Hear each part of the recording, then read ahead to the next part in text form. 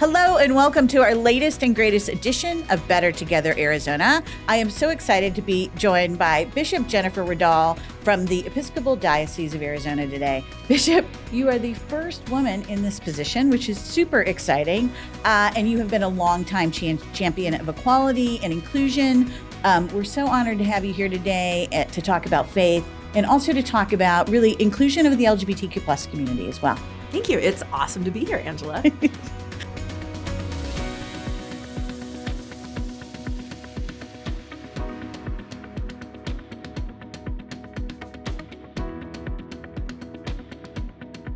Are one of our 2024 local heroes as well. So I thought I'd plug her on like how absolutely amazing the bishop is. But before we get really into our interview, I thought it would be wonderful if you could start by kind of telling us all a little bit about yourself and your journey to becoming part of the church. Yeah, so I grew up as part of the Episcopal Church. I grew up in California. I'm a beach girl. And church was the place where I always felt most comfortable. Like I wasn't really popular in school, but like church was kind of like my safe space where I could be myself. And so I started wrestling in high school about if maybe I was called to be a priest, but I wanted to be an actor. So I thought, well, I'll be an actor first and then I'll be a priest. And so I went off to college and majored in theater. And I had this epiphany at Shakespeare and Company in the Berkshires where Tina Packer gave this 4-hour lecture on the origins of theater. And she took it back to the woolly mammoth hunt, reenacting it, and to doing ritual dance to make the sunrise. And everyone else walked out of that lecture saying, I want to worship at the theater. And I walked out of it saying, I have to be a priest. Oh, wow. That's amazing. Yeah. So I realized I wanted to tell stories that were real and not just tell stories that, were on stage. And so I started the process to become a priest. I was ordained in Los Angeles. I studied in New York. My second call was a church in New York City. So I was there for 15 years. And then in 2018, against all odds, I was elected Bishop of Arizona and moved here just about 6 years ago. That's remarkable. And talk about from New York to Arizona, that's, that has to take a little bit to get used to. Yeah, but I'm from LA, so I was used to car culture. I was used to sort of Southwestern life, heavily Latino neighborhoods and all of that. And I had family here, and my parents retired to Tucson in 2016. So this became home pretty quickly. Yeah, but it is wildly different from the Upper East Side of Manhattan. Yes, absolutely. And a fun fact, my degree's in theater as well. So this is why we like each other so much. It is, absolutely. And I just remember my parents saying, the issue that we have with you getting a theater degree is you're never going to use it. And I think we use our degrees every day. The overlap between having stage presence and being able to think on your feet and being a bishop is quite extreme. Yes, I think improv is a big part of what both of us do in our callings, if you will. Mm-hmm. So talk to us about how the Episcopal Church has really evolved on LGBTQ plus issues over the years. Yeah, I would say we certainly have been, for centuries, we have been a church in which there were certainly closeted relationships and that everybody knew about if you were in the know. It started coming out into the open kind of along the lines of everybody else. And I think it was in the 1970s where the Episcopal Church first finally in our legislative assembly essentially passed something that said that homosexual persons are made in the image of God or something like that. And over the years, though, it came further and further along until, there were openly gay folks that were getting ordained to be priests. The first openly gay bishop was ordained in 2003, Gene Robinson. Mm-hmm. And that certainly created I was working in a church at the time that was in California, and that was sort of a third of the people thought that was great. A third of the people didn't care. And a third of the people thought the church had left them behind. Really? And so, and that was there were a lot of churches that left. There were a lot of people who were upset. There were a lot of people for whom this was a new conversation. And it was like, this isn't a new conversation. The Episcopal Church has been having this conversation about the inclusion of all people for decades. And so since Gene's election... the church hadn't had someone that was outward, right? Right. So and we outward, had bishops. We had certainly had bishops who were gay, but we had not had bishops who were gay and out at the same time. Got it. And so it was a moment. The Anglican Communion, our worldwide partners, also had a sort of reflexive reaction of, this cannot be. But we've moved forward. There's quite a number of LGBTQ bishops now. Actually, I should say there are a number of LGB bishops. There's no T bishops yet that I'm aware of. But so it's something that over the years has become somewhat normative. We began work on same-sex blessings, in the 90s, and then finally achieved marriage equality in 2015. And I know you just recently married some friends of ours. I did, right? yeah. I know, which is like so amazing. So is it safe to say that the Episcopal Church is a welcoming church that welcomes everyone? I mean, the Episcopal Church is a welcoming church in general. There's certainly always churches who struggle with welcoming all sorts of people. We're a human church. But in general, the Episcopal Church is absolutely welcoming and affirming. Wonderful. So talk about how you first became engaged with our efforts in Arizona, both in Mesa and then statewide, because for you, and what's been so remarkable about our partnership, I think, is not only is the Episcopal Church very welcoming of the LGBTQ plus community and all people, but you are very outward in that inclusion. And so tell our listeners and our viewers really about like how you first got involved in Mesa and then statewide, because I think folks may not know this story. Yeah, well, like you said, I was from New York. So I came here to Arizona as not having any relationships with nonprofits or other groups, but I certainly knew who the Episcopal Church was and I knew the gospel of Jesus. And so pretty early on, the non-discrimination ordinance in Mesa came across my radar screen as something that someone asked me to sign on to. And I was like, well, of course we're supportive of non-discrimination. Like that's kind of the lowest possible threshold. Right. And so was excited to be part of that and excited through that and through you and other folks to meet other supportive folks from inclusion, both nonprofits and other groups to say like, hey, we can do this. We can do it. And what I love too, and I think this kind of goes back to Gene Robinson, is what's so wonderful having you as the bishop here in Arizona is you are so outwardly inclusive. And your stance and where the church is at, I think, has really helped us and helped the LGBTQ plus community and help other faith communities come into this conversation about including everyone. So you're modeling the behavior. Trying to model the behavior, but also, it's not that we in the Episcopal Church welcome the LGBTQ community. Like we are the LGBTQ community in a lot of places, right? So I know what it's like for me when people come up to me after a church service that I do and, whatever their background is, they've never experienced a female clergy person before. Mm-hmm. And they just, sometimes they have tears in their eyes. They always tell me their story about what it feels like for them to see someone who looks like them at the altar. And I know that same thing is true for someone who sees someone who has an identity that they have at the altar. And it makes, it fills my heart with joy that many members of the LGBTQ community can come to an Episcopal church, look up at the altar and see someone who has been through their struggle and can see themselves there.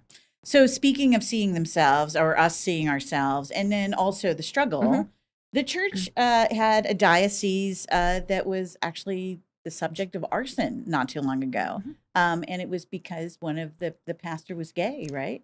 And that we support women's ordination. So so St. Stephen's Douglas was burned in May of 2023 by an arsonist. It was a hate crime, and they burned down our church and the Presbyterian church that was next door.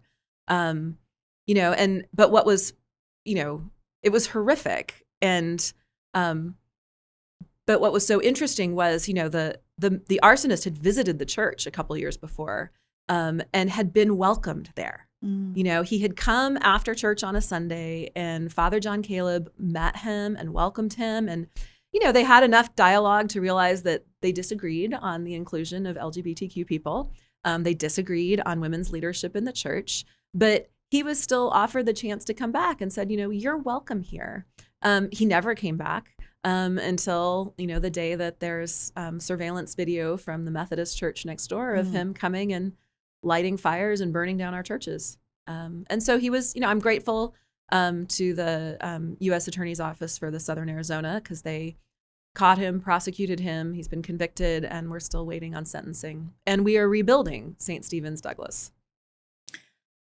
To me, I think the thought of rebuilding is Mhm. what is so important. I Mhm. know that there are so many people in the LGBTQ plus Mhm. community and in other diverse Mhm. communities that have so much concern uh, in the times that we're living in, right? With a new administration coming Mhm. in and concerns about protections being rolled back, right? Yeah. And so I think it's such a strong reminder of uh, the importance of rebuilding, right? Like that progress is two steps forward, and Mhm. sometimes, unfortunately, it's one step back. And Mhm. in the case of your church, it was the loss of the structure, but not the loss of the faith.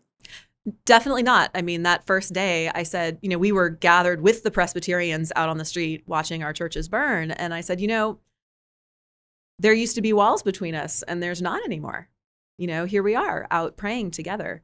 Um, there's no way that we as a church are going to let hate win.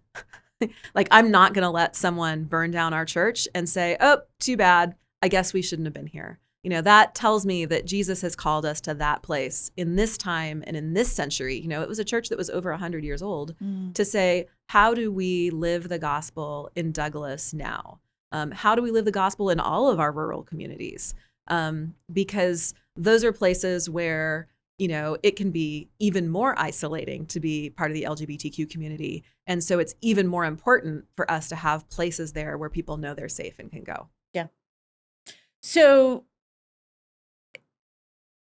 the rural areas can be more isolating. Mm-hmm. Your message of inclusion Mm-hmm. Carries throughout the state.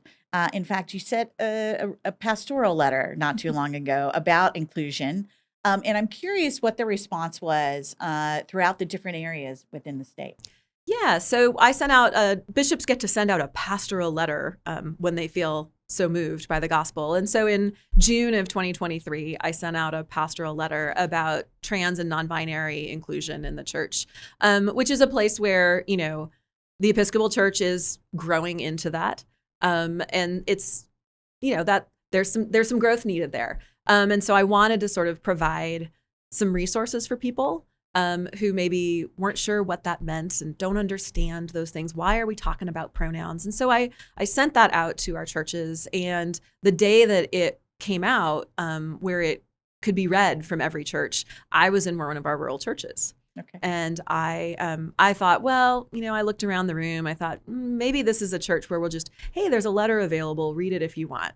And as I got up into the front of the church, though, I looked out and one of the parishioners' grandchildren was there who was a non-gender conforming person. And I was like, well, I'm definitely reading this letter today here because that young person needs to know that they are welcome in this church. And that has made a huge difference, I know, in that family and in that community. And the response overall, most of it was really positive, not 100%, but people are never 100% happy. But in general, people were really excited to hear that there was clarity about what the bishop understood our position of inclusion to be, and that I was willing to make that vocal and potentially take some heat for it because I want people in our churches to know that all people are welcome, regardless of their sexuality, regardless of their gender identity.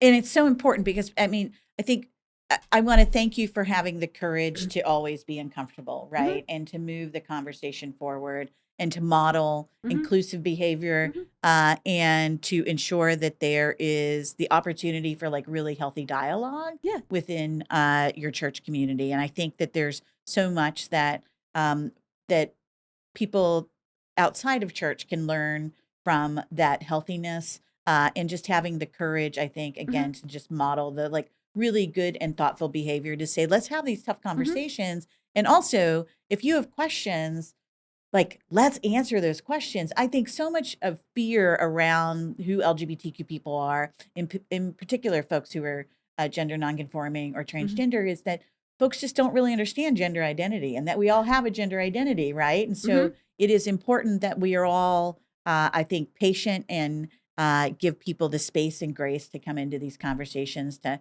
understand more about human sexuality and also gender identity. Yeah, and that not everyone is going to be at the same place at the same time, right? No. Not everyone has the same story. And so, we would say in the Episcopal Church, all all people are welcome. Like, I don't care what you believe. Mhm. In terms of coming in the door. Like, if you are someone who does not believe in the full inclusion of the LGBTQ community, you are still welcome to come to an Episcopal church and worship there and be with everybody there. All people are welcome, all behaviors aren't. That we have to create spaces that are safe enough for people based on their behaviors.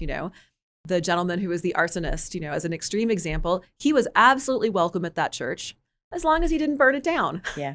Once you burn the church down, you're not welcome anymore. Probably not.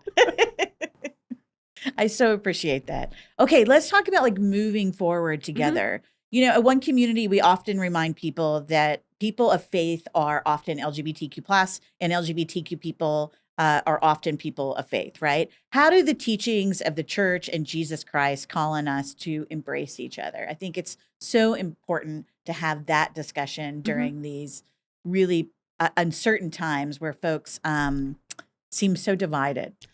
Yeah. Well, I mean, I think, the gospel of Jesus, Jesus says nothing about sexuality, or particularly. He says more stuff about gender identity, in the sense that he actually does reach out and talk to women in a way that definitely transgresses boundaries of his time and of his culture, in a way that is, I think, very inclusive of him.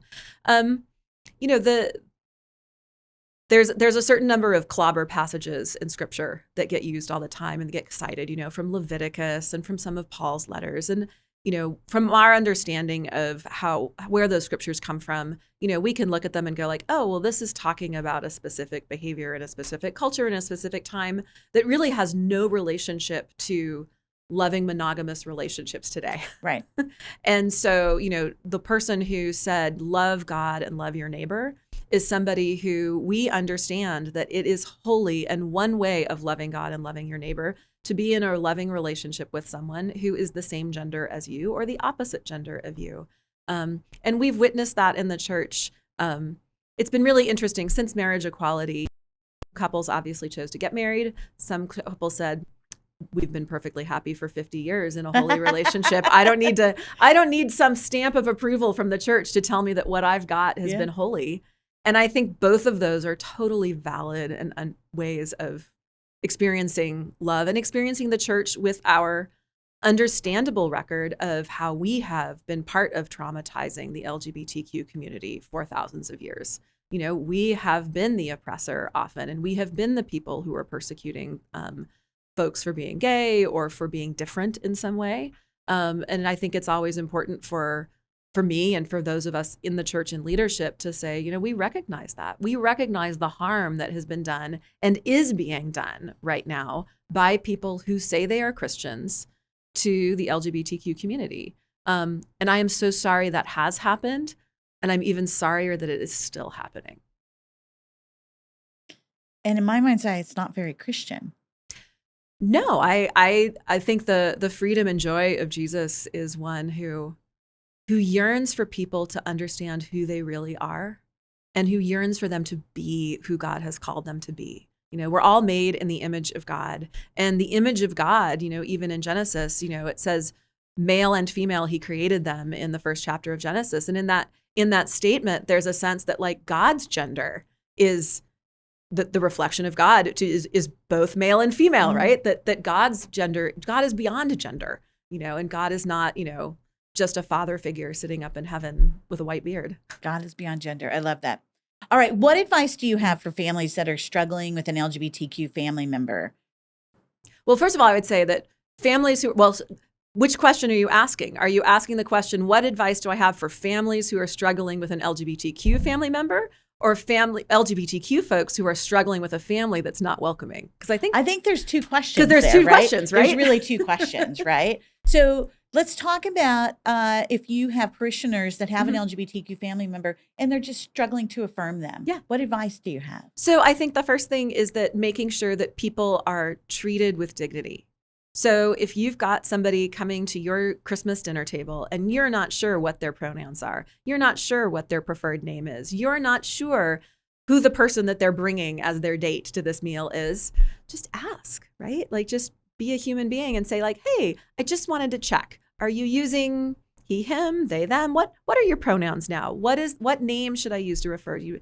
Who is this person? And, how can we greet them and make them, welcome if it's somebody new?